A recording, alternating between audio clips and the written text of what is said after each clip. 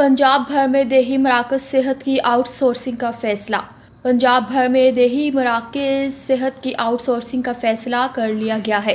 वज़ीर-ए-आला पंजाब मरियम नवाज़ की सदारत में इजलास में शोबा सेहत से मुतालिक अहम फैसले किए गए। वज़ीर-ए-आला मरियम नवाज़ को ब्रीफिंग में बताया गया कि मराकज़ सेहत में मरीज़ों का तनासुब 3 गुना तक बढ़ गया है। 225 RHC की रीवैम्पिंग मुकम्मल होने के बाद नए क्लिनिक में बदल गए हैं। मराकज़ सेहत में बड़े हस्पतालों के बराबर सहूलतें फराहम की जाएंगी। यहाँ जनरल सर्जरी, गायनी तशखीस और तिब्बी टेस्ट की सहूलियात भी मुयस्सर होंगी।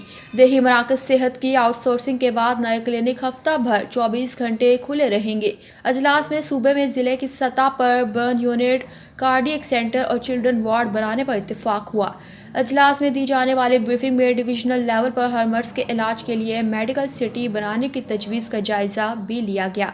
वज़ीर-ए-आला मरियम नवाज़ ने कहा कि पंजाब के सरकारी हस्पतालों में 100% बेहतरी लाना हदफ है।